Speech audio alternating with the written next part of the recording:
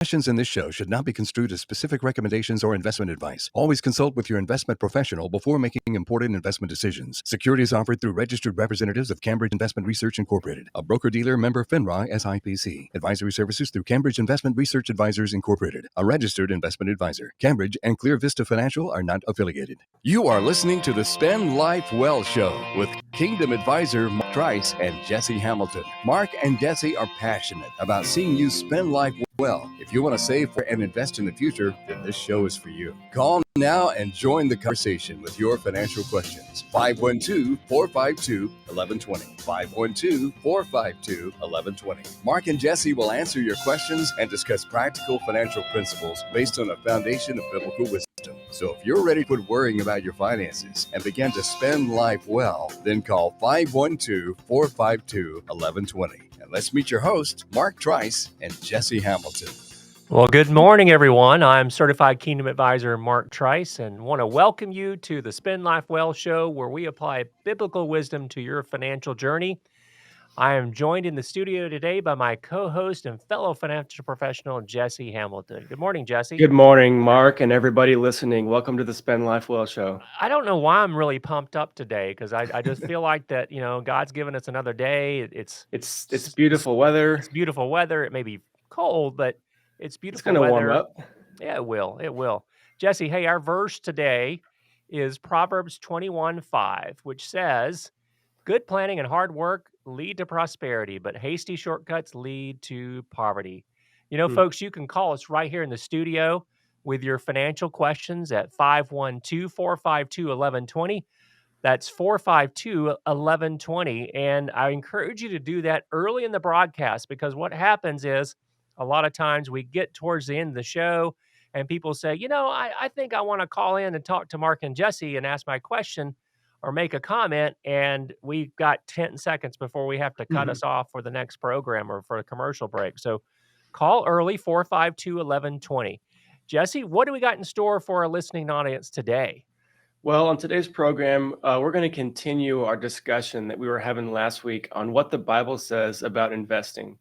And we're also going to get into a really interesting topic of values-based investing and how you can honor the Lord with your investments. As usual, we're always going to talk about what happened in the financial markets this week and how events around the globe can impact your portfolio.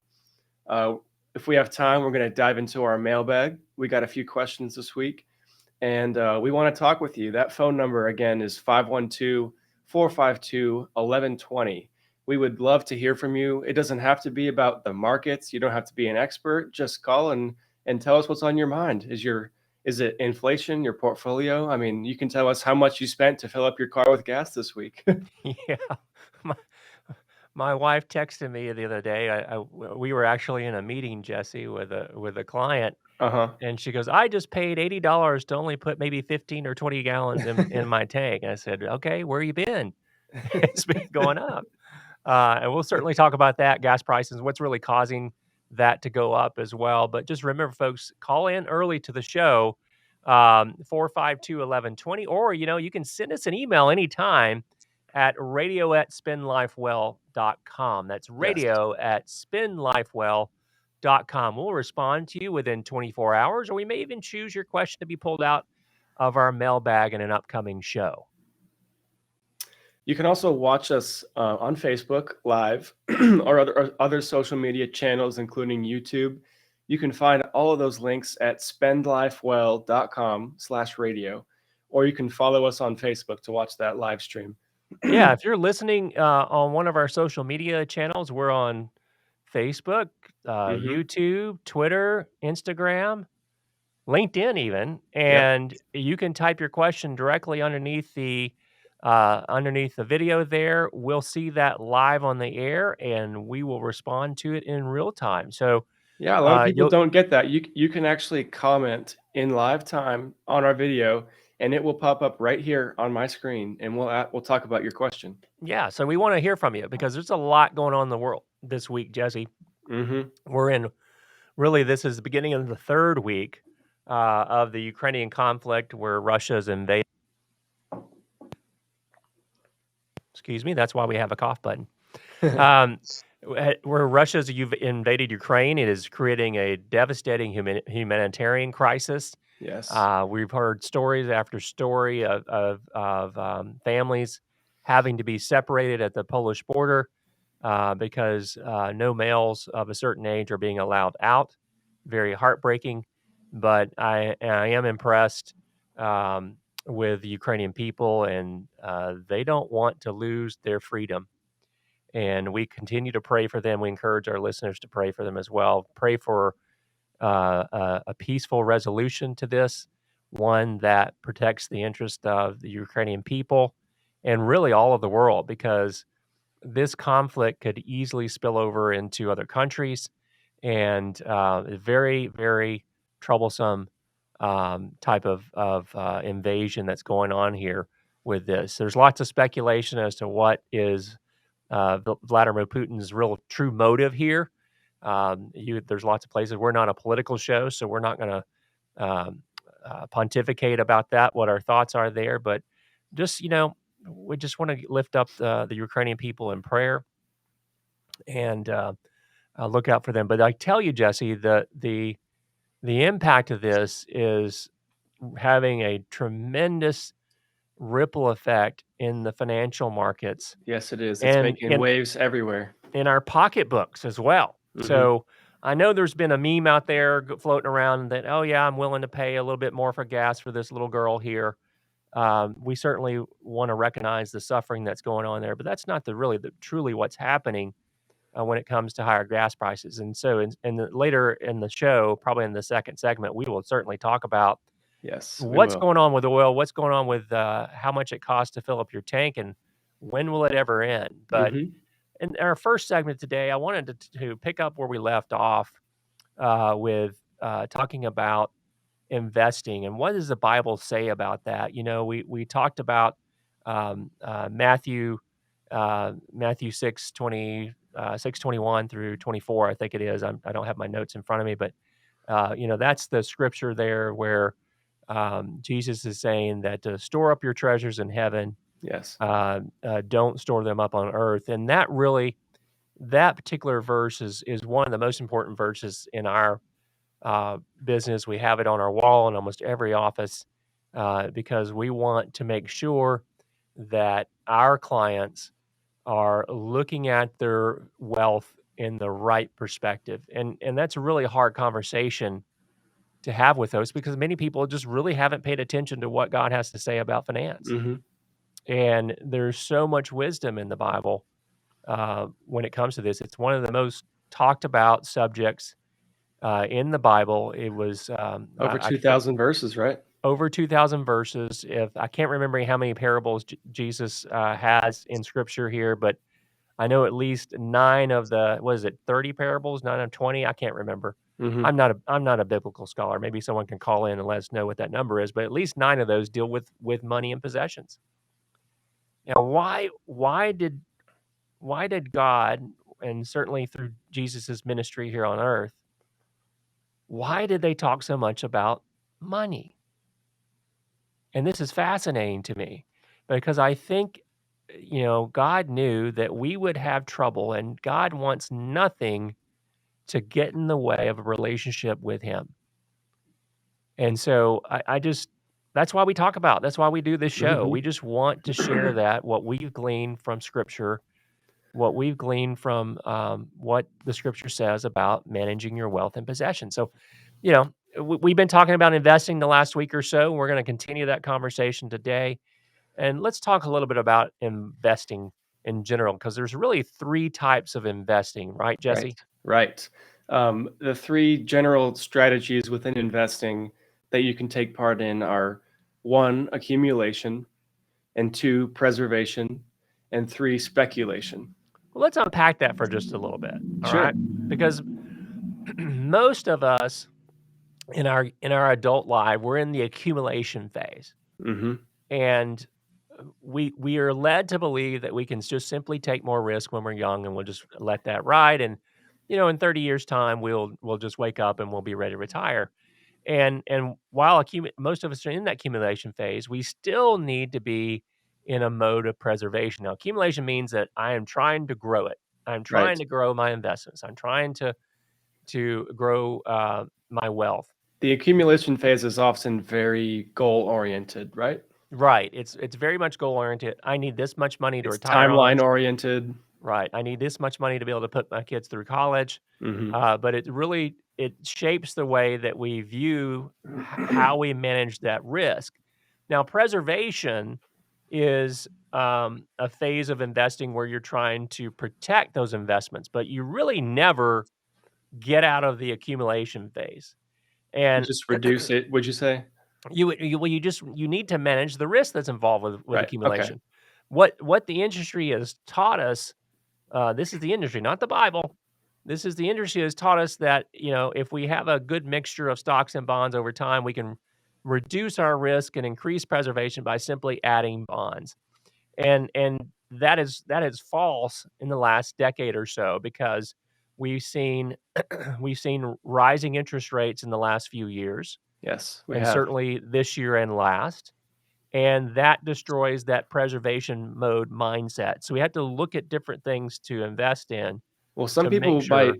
Yeah, some people might think that the ultimate form of preservation is just sitting out, right? don't invest. Don't invest. Okay, But that's not necessarily what the Bible says, right? right. I mean, if we think about the parable of the talents. Sure. That's what the third guy did. He just buried it in the sand. And what did Jesus call him? He said I he don't was a remember the fool. phrases he used, but yeah. He basically said he was foolish for doing that. At Sure. least you could have put it in the bank, right? Mhm. He didn't even put it in the bank. He just, to earn a little bit of interest, he buried it in the sand. Mhm. So accumulations where we're trying to grow our wealth, preservations where we're trying to protect, and then third is speculation. This is when we have begun to reach our goals and we're looking for additional growth. And this is where, we can talk about potentially, if I have enough, I'm on track for every one of my goals. Do I want to speculate to be able to maybe build wealth that can be given away or impacting the kingdom? So, three things there that you have to realize what phase you're in with that. Mhm. A lot of people come to us that have never invested before, and they wanna be speculators, right? That's what most people think all investing is, right? You Get rich quick, get rich quick off a company that's at a bottom or an IPO or something. or, uh, Bitcoin or Yeah. back during the Iraqi, Gulf War conflict, the first one and the second one, we get calls all the time from people wanting to buy the Iraqi dinar, which is the Mhm. currency of the time of the nation of Iraq. And of course, they were just speculating. And that number one, when you're dealing with currencies, it's a completely different animal than when dealing with buying a stock in the US or something like that. And people didn't quite understand. And we as fiduciaries just said, no, we're not going to do that because it's not a prudent way of investing. There are plenty of people that'll help you with that, but we're not going to do that because we know that's not in your best interest. We understand that you do not understand what this really means, and you can lose all your money, and we just don't think that's wise. So there's some things that can impact investments, and Jesse, let's go through some of those and talk about them. Yeah, there's tons of things going on in the world, in the market, the economy that can affect your investments. Right now, we're facing inflation. Sometime we might face deflation. There's tax law changes; those are huge, especially with the pandemic and lots of legislation happening. Monetary collapse can happen, and of course, the big one right now: political upheaval. Political upheaval, and believe me, the conflict in Ukraine has certainly caused a lot of ripple effects, really waves through the financial system. Hmm. We'd love to get your opinions on that. You can give us a call in the studio at 452-1120. But the other besides political upheaval is really inflation right now. Inflation numbers came out last week, and we'll talk about that in the next segment of the show.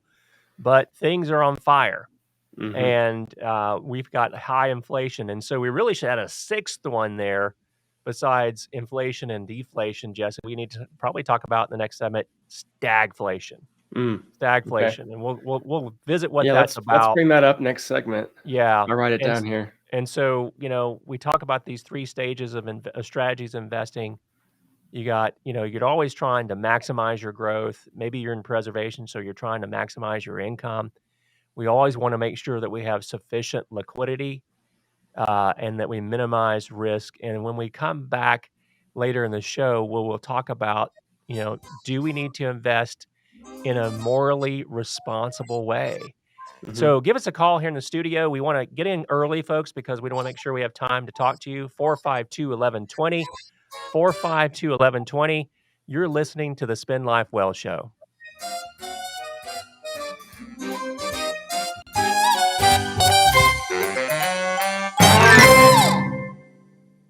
Join us on Facebook to see the fun that goes on at the Bridge Austin. There's behind-the-scenes pictures, live videos, and news. We have a wealth of faith to share with you. Just look for the Bridge Austin on Facebook and hit like. Do you worry about your finances? Thinking about getting kids through college? Or just dreaming about retirement one day? Hi, I'm Certified Kingdom Advisor Mark Trice and founder of Clear Vista Financial here in Central Texas. Scripture teaches us not to worry, but to prepare for the future and to commit our plans to the Lord. But sometimes that is hard to do in practice. Wouldn't it be nice to have an advisor, one that shares your faith, who will guide you along the road towards your financial goals? Visit us at spendlifewell.com or give us a call at 800-491-4508 for a complimentary consultation, and we can show you how to spend life well. Visit us on the web at spendlifewell.com. That's spendlifewell.com. Advisory services through Cambridge Investment Research Advisors, Inc., a registered investment advisor. Cambridge and Clear Vista Financial are not affiliated. All right, everybody, welcome back to the Spend Life Well Show.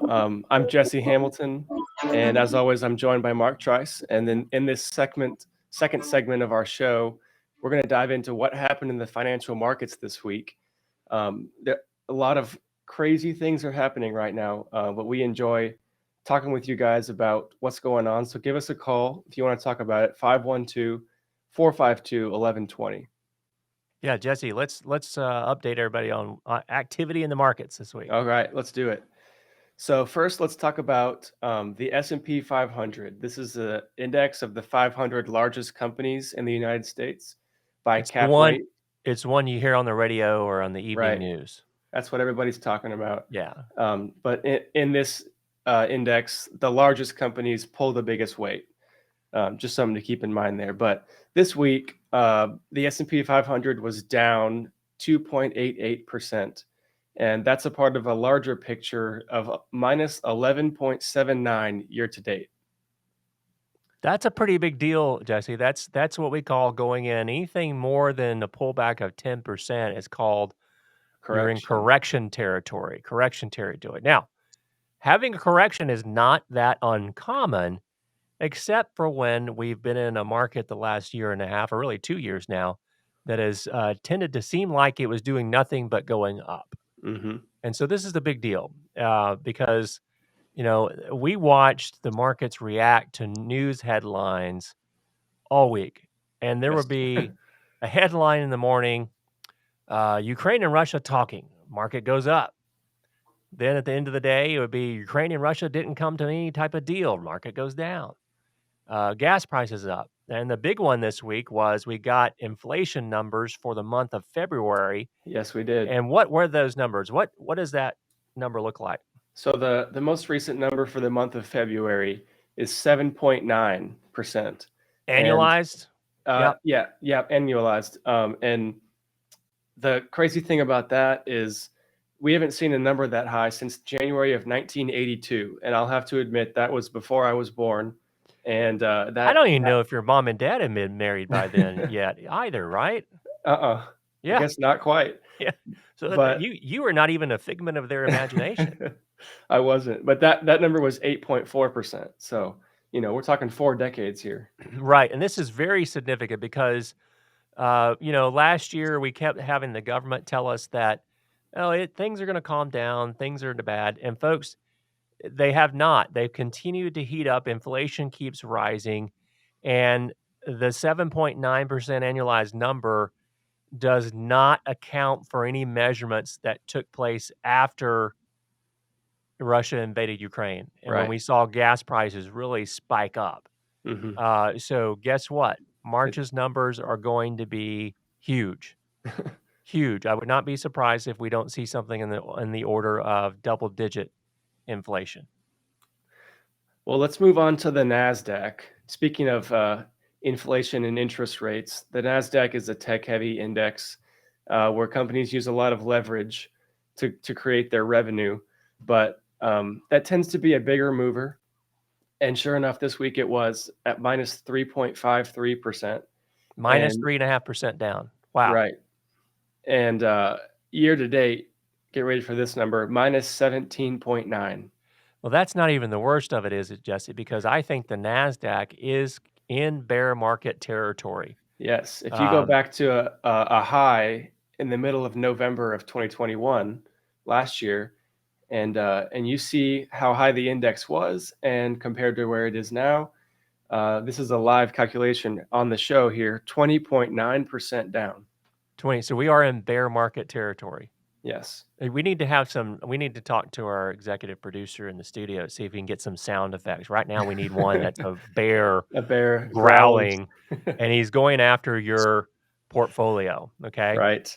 Because a lot of people incorrectly have continued to think that tech companies are the way to make a quick buck. Hmm. And you are seeing the effects of that in your portfolio if you even bothered to look. And I suggest that you do. But Jesse, what kind of happened with the bond markets? We have a little bit of a reversal from the previous week. Yes, we did. Well, we follow a 20-year treasury, which is as long as they get. That's as big as the 20 government plus bonds years, get, yeah. 20 plus years. Yeah. But that index was down 3.8%, and it's minus 8.96 for the year, which is Wow. traditionally where people run for safety, isn't it? Yeah, the industry, financial industry, has taught us time and time again that the way to reduce your risk, the way to get safety is to buy bonds. But guess what? What'd you They're say the going year-to-date down number was? minus 8.9. So we're almost performing as poorly as the S&P 500 if you're owning bonds. Right. And folks, we want you to call in because we want to answer your questions. 452-1120, 452-1120. Because this is significant, and I'm not trying to be an alarmist here, but we want to help you protect your money. Hmm. And if you're not doing something about it, if your financial advisor has told you, don't worry, it'll come back, it always does, you need to talk to someone else. You can give us a call. We'll talk right here on the show. 452-1120. Jesse, I'm sorry I interrupted you, but what did the 10-year Treasury do this last week? Because that's the stuff that's tied to mortgages and car loans and things like that. Right. So this deals with rates, and that went up 3.89% this Okay. week. What is the actual number? Is it over 2%? It is. It's over Oh, 2% as all right, of Friday's close. All right, so we're back up above 2%. That's the 10-year Treasury yield, and when those yields go up, bond prices go down. That's why you're seeing, we talked about the 20-plus year Treasury index that we follow being down 8% for the year. That's because interest rates are going up. Hmm. Interest rates and bonds have a converse relationship. It's kind of like a seesaw. Yeah, if you And walk into Business 101 as a freshman in college, they're going to teach you about the bond seesaw. yeah. Oh, they do? Really? That's how they teach it? Uh-huh. That's good to know. Well, the seesaw, everyone's ridden a seesaw, or for some folks that are up north, maybe you call it a teeter-totter. But as a child, I enjoyed riding the seesaw. But as interest rates fall, which is what has happened in the past decade, interest rates fell. The Federal Reserve felt that was the best way to stimulate the economy. The value of your bond portfolio went up. Okay, they're on the other side of the seesaw. And as interest rates are starting to climb, guess what? The value of your bond portfolio is more than likely going down. Hmm. And we saw last week when the week before last, when the Ukrainian conflict invasion started, that people panicked and they went to switch their stock investments to bonds. that caused bond prices to rise a little bit as interest rates fell because people were seeking safety. But now you're seeing that reverse again because what's happening next week, Jesse, that everyone needs to pay attention to on Tuesday? Well, it's all Or- speculation, but we expect the Federal Reserve to finally make a move on the interest rate. Yeah, two things. One thing happened this week. One thing's going to happen next Right. week. One thing happened this week, which was the complete stop of their bond buying purchasing. Right. And that's a big deal because that's what's been propping up the economy and really propping up the stock market for the last 2 years. That ended on, was it Wednesday or Tuesday? I can't remember. The 9th. I don't remember the 9th. It was the 9th. So on Wednesday, that Yes. stopped. And so no longer is there a liquidity being pumped into the market. And so now you're gonna see a lot of problems with the market. But wait, there's more. I feel like an infomercial. Wait, there's more because Tuesday the Federal Reserve meets for their quarterly meeting, and they're going to discuss whether or not to raise the overnight Fed funds rate. Now, this rate doesn't directly affect anyone on here because it's basically the rate at which banks charge each other for borrowing money overnight, et cetera. Unless you're the CEO of a bank. Right. Affect you a little Obviously, you want for any executives in banks, you probably want to pay attention. But for most of us, that doesn't really directly affect us. But it does affect us because if the cost of borrowing for the bank goes up, they have to pass that on to you, the bank customer. And that comes in the form of higher rates for car loans, higher rates on credit cards, higher rates for mortgages. Now, there's a lot of speculation as to what's really going to happen on Tuesday. The consensus for most economic thought leaders, if you will, the ones that have their own private crystal ball. We've got to get We one need of to those, get one of Jesse. those. Yeah, we do.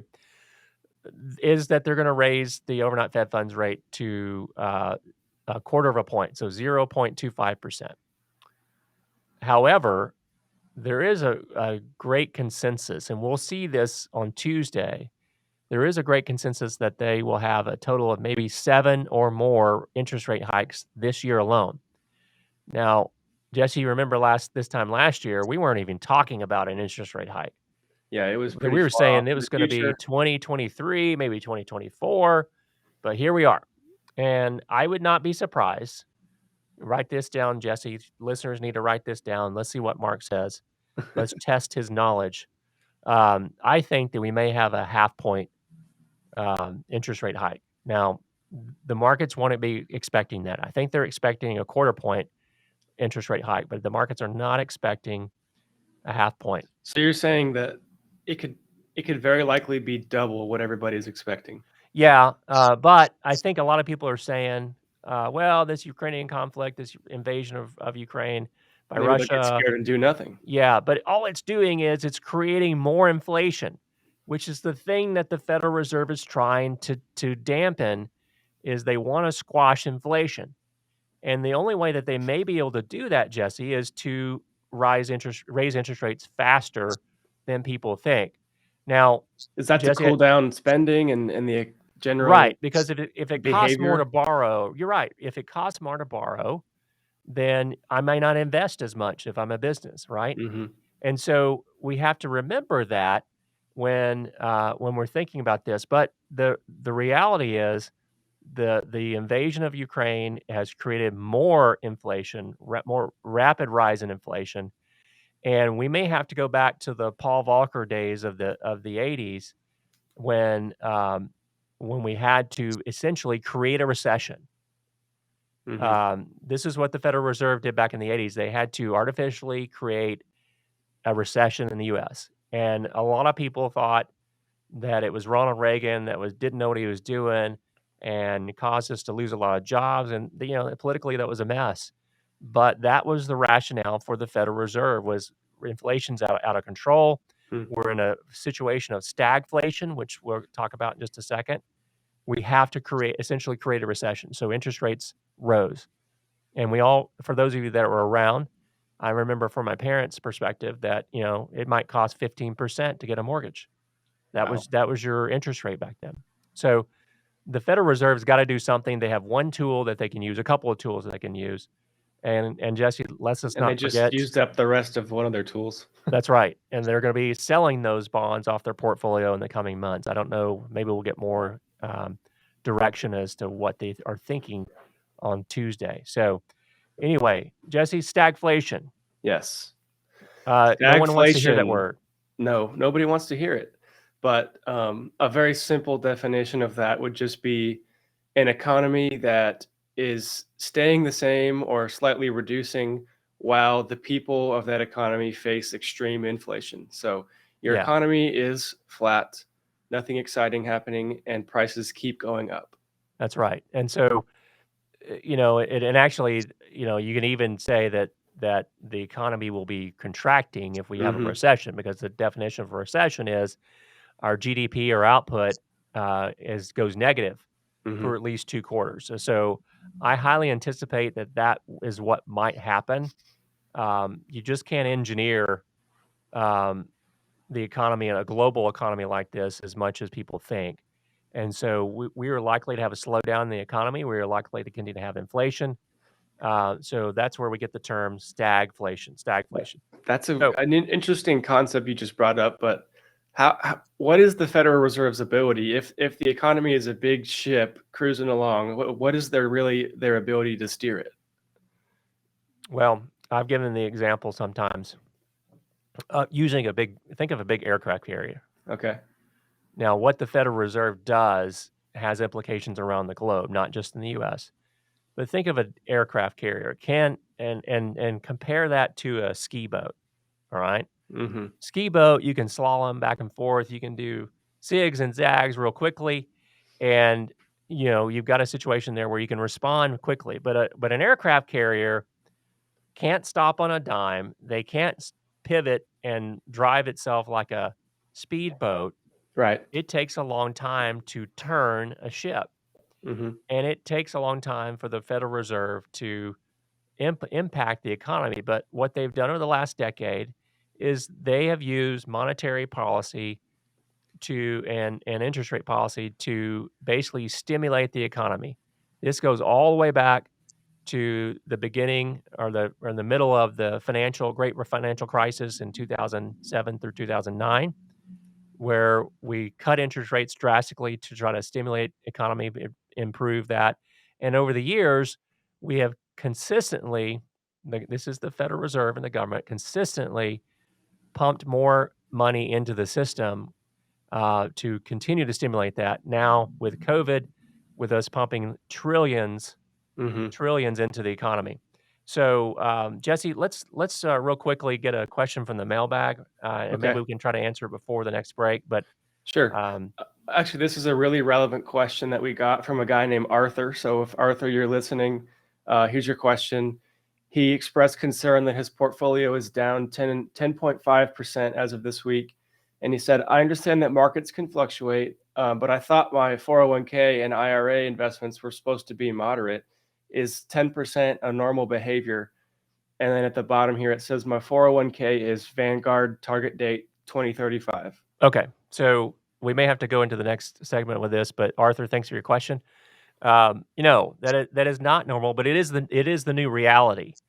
The typical balanced portfolio, if you will, a mixture of stocks and bonds, is not going to perform the way it has in the last, the early 2000s.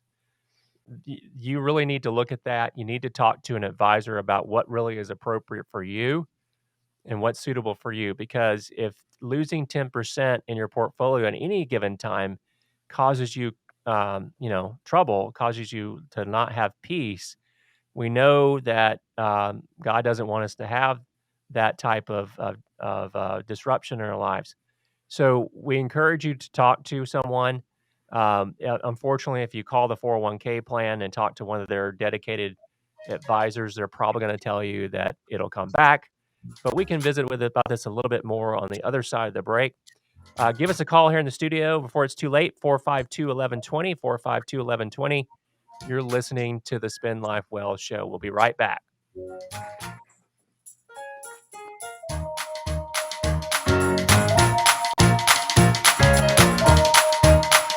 Did you know the Bible talks about money and possessions over 2,000 times? Well, maybe we should pay attention. Hi, I'm Mark Trice at Clear Vista Financial. We work with clients to steward their resources based on a foundation of biblical wisdom. Learn more about Clear Vista Financial by visiting our website at spendlifewell.com. That's spendlifewell.com. Securities through Cambridge Investment Research, Inc., a broker-dealer member FINRA, SIPC. Advisory services through Cambridge Investment Research Advisors, Inc., a registered investment advisor. Cambridge and Clear Vista Financial are not affiliated.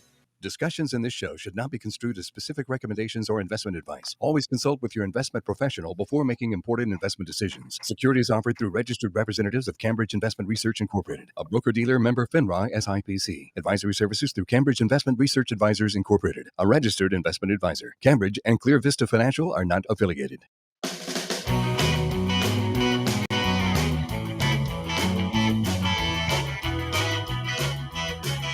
Welcome back, everyone. I'm Certified Kingdom Advisor Mark Trice, joined here in the studio by my co-host Jesse Hamilton. Hey, You know, we've everybody. been talking about inflation. We've been talking a little bit about the markets in the last several weeks and so forth.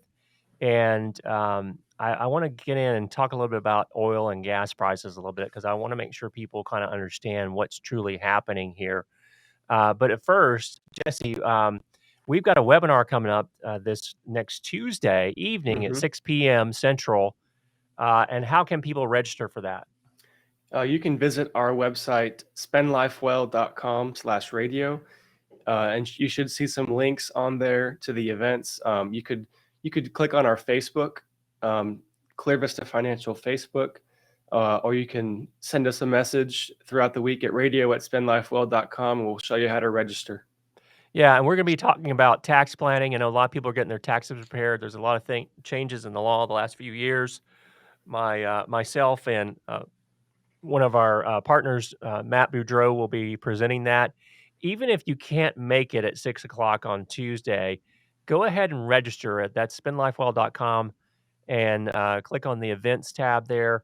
Go ahead and register, and we'll send you a recording of that so you can listen to it anytime you Yeah, want. you can watch it whenever you like. Yeah, so let's talk a little bit about gas prices. I think Jesse said earlier that the national average gas price for a gallon of regular gasoline is $4.32. That's the highest that it's been in quite some time. I filled up my wife's car yesterday, and it was $3.99, which was Okay. painful, but I guess that's below average, so I'll Yeah, take it. you bet it is. So that the Ukrainian-Russian conflict or invasion really has seen oil prices risen, at a historic rate, right? And so people want to know, why is it so high? Well, the simple Supply and answer, demand. it is supply and demand and speculation, which we'll talk about in just a second. But Okay. that simple answer is why has it spiked so quickly, so fast, is due to the war in Ukraine. Okay. But I want to dive a little deeper. Now, there's a whole host of things, but like I said, we are not a show about politics. I don't care who you voted for president, but there are lots of policy decisions that may have influenced the restriction of supply in the U.S. Now, Jesse said supply and demand. I added speculation. But when supply and demand uh, basically says that when the supply of oil decreases, but the demand doesn't, prices are going to go up. Mm-hmm. And I wish I had a little whiteboard that we could draw on here so the social media listeners could hear that, and I could draw a little supply demand chart. You sure do love teaching people economic theories, don't you? Yeah, and I know it's like there's a reason it's called the dismal science, but I am available for your parties and barbecues coming up this spring. So now, even before Russia ever invaded the Ukraine, the world's oil supply was already on the low side due to the pandemic. Right. Okay, It was. and due to the fact that uh, regulatory policies in the U.S. had really begun to kind of shut down the oil industry. The objective there was to destroy the oil and coal and gas industry. They just want us to buy more electric vehicles. Somehow you have to create the electricity for those electric vehicles, but that's a whole nother story. So when the world went back into lockdown back in 2020, both oil mining and oil refining ground to really a halt, right? Hmm. Not anything like it was before. But along with this drop in supply was even greater drop in demand, right? We weren't Yeah, going people anywhere. weren't going anywhere. I remember videos on YouTube of a guy who had a helicopter flying around LA a few weeks after the lockdown. Yeah. There were no cars on the 405. Wow. Wow, that's amazing. Well, that's kind of what was going on. We didn't know what was happening, so we stayed home. Hmm. Now, before the pandemic, the global demand for crude oil was normally around 100 million barrels a day. That's a lot of barrels. Soon it had dropped somewhere between 65 and 80 million barrels. There's a debate on how much really we were using or not using. Now, this plunge in demand prompted an even greater plunge in price. You remember that one? Oil prices, not gasoline, oil prices were briefly less than zero. So, oil prices have rebounded along with the rest of the economy, right? Hmm. And that's because the demand has risen as more people are traveling and working. The supply side of this equation, not so much. The same countries and corporations that cut back are yet to ramp up on it again. So, oil prices were already poised to catch fire. Then Russia lit a match. Okay. Now, Russia, Jesse, I can't remember. Is Russia the third largest producer in the world of Yeah, oil? we were researching this beforehand. Russia's the third largest producer of oil, which accounts for 11% of the world's total supply. Okay. All right. So, but soon after that, nations started slapping historic load of sanctions and so forth, and those are Hmm. still ongoing. These sanctions caused the ruble, which is Russia's currency, to collapse. And that also led to a shutdown of Russia's financial markets. So, whether you're a bank, a factory, a shipper, or any type of company doing any sort of business with Russia, it's become kind of a dicey proposition, both politically and financially. And to really add more fuel to that fire, the United States placed a ban on Russian oil, with other countries saying that they might follow suit. But so that brings Didn't, to the third leg of our triad, right? oh, yeah. Supply, demand, and speculation. Now, we should. I've got some friends that are experts in the oil industry. I should have had them call into the show. And in fact, if you want to, you can give us a call at 452-1120. So tracking the how and why of oil pricing is really kind of tricky, right? It is. And Because people like to make money off of it. right, that's because supply and demand are only part of the equation. The expectation of future supply and demand has a major say too. So, Jesse, who sets these expectations? Well, there are professional speculators who buy Right. and sell commodities derivatives. They estimate and basically place educated bets on what's going to happen, and they trade them. And then people look at that as a benchmark of what's going to happen. Right, and they do this mainly through futures contracts, Hmm. and a futures contract is just a legal agreement giving someone the right to purchase oil at a preset price at a Hmm. preset date. And so these have a lot of these things. So Jesse, at one point last week or maybe early this week, oil topped how much was it a barrel early Uh, this week? it briefly touched 130, didn't it? And then it Yeah, came back down to 125, I believe. right. And I don't know what it is today. I haven't looked to see, but that's an ongoing indicator. So why do the higher oil prices, lead to higher gas prices? Well, This is real yeah. quick, I read an article while we're still on speculators, about how a couple of bids in the European Commodities Exchange went above $200 at the end of March. Wow, that's incredible. And many people were forecasting that as well. Hmm.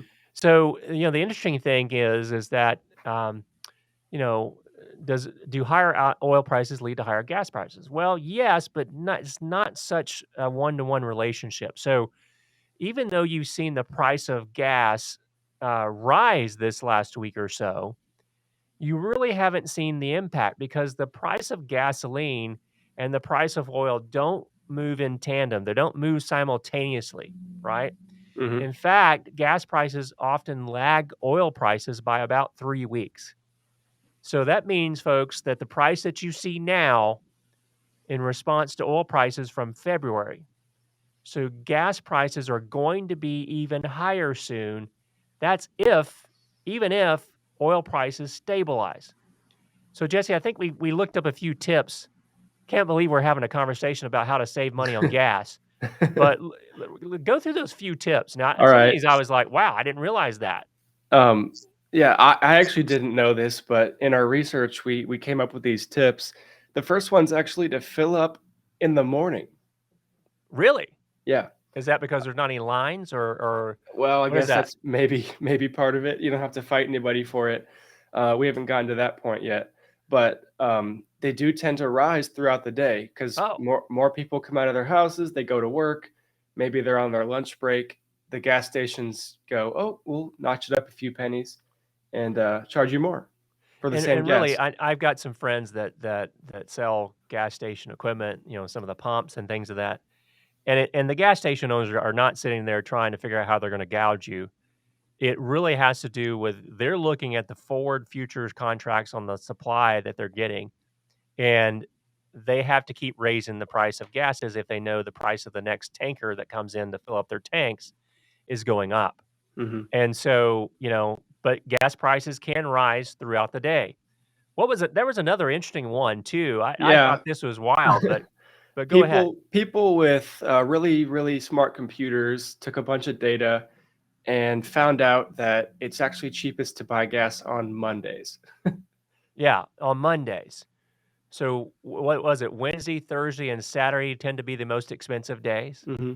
Are Mondays possibly just the slowest day for people getting I, out? I Or don't know, but I'm going to fill up on Monday morning. yeah, that sounds good.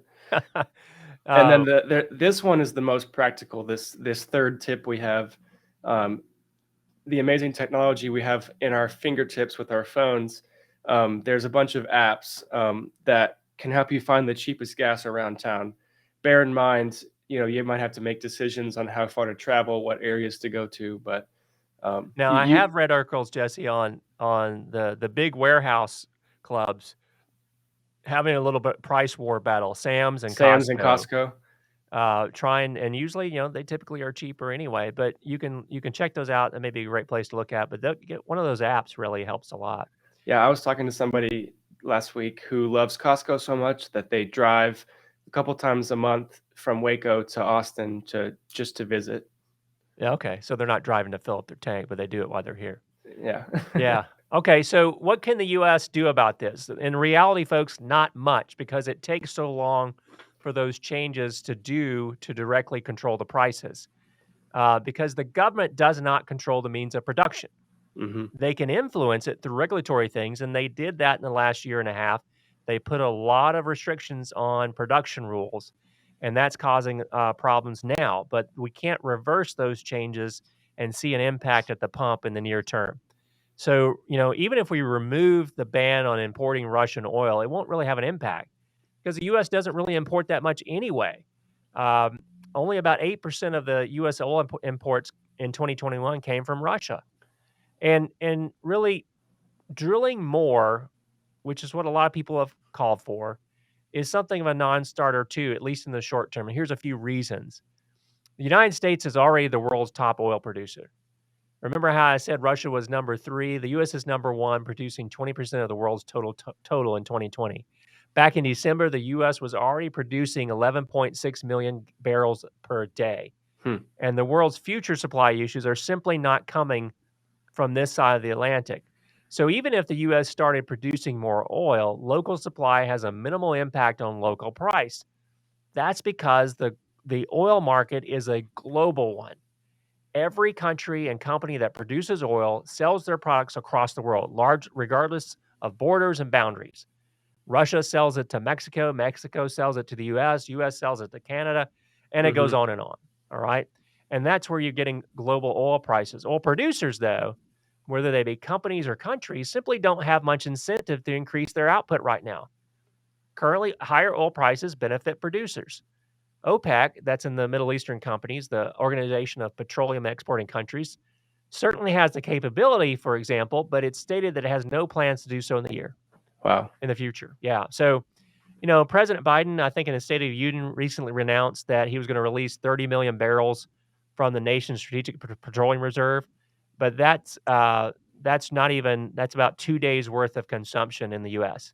And this Wow, is we are just thirsty. yeah, and buying electric cars is not going to solve the problem. But this is just, he did that mainly to ensure consistent supply. And it's very unlikely that it's going to affect prices very much for very long. And so, it's interesting. There have been some proposals on both sides of the political aisle to give Americans a gas tax holiday. So So what would right that look now, like? well, that's about, I think I read where federal gas tax is about 18.4 cents per gallon, while the average state income tax or tax on gas is about 31 cents. Okay, Now, I well, don't I know if mean that'll that happen or not, but it could make yeah. a small impact. I mean, sure would feel better about spending $3.80 versus $4. Yeah. So now remember when the gases got real high in July of 2008? That's when gas Mm-hmm. peaked at an average of $4.16. But that was in July. By November, prices had fallen almost 50%. So the bigger question is, how do these higher prices affect the economy? And there's a lot of debate about it, actually. So gasoline, Jesse, what do we read that?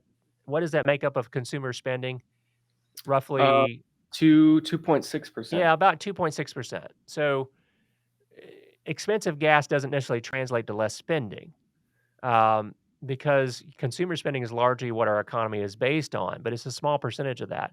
I guess However, yeah, sorry, I didn't mean to cut your train of thought, no, go but ahead. somebody like you as a small business owner, I guess you're in a great position where your business does not require oil to operate other than getting the employees to work. But like other small businesses, maybe you're into transportation or something that's going to completely slash your profits. Yeah, yeah. I mean, because that cuts into the bottom line, which enables you to hire people or have to let people go. But what do investors? What should you do if you're an investor? Number one, we don't panic, right? Right. You want to make sure you're working with a financial advisor that follows your values and understand how the economy impacts your portfolio. And you want to keep following that person and their investment strategy. And you've got to remember too that your long-term financial plan is what you need to focus on. And if you're worried, what does the Bible say? Pray without ceasing. Mm-hmm. Don't worry about these things, but pray without ceasing. Pray for Ukraine and so forth. So, Jesse, one of the things we still haven't covered, I don't know why, we want to talk about values-based investing. I know we're going to run out of time, and I'm sure we're going to get a call here in the last second, but we want to really talk about biblically responsible investing in next week. I'll get into that in the show. We will hope that you have a blessed and enjoyable weekend. You're listening to the Spend Life Well Show with Mark Trice and Jesse Hamilton. You can call us anytime during the week at 800-491-4508, 800-491-4508. Thanks for listening to the Spend Life Well Show.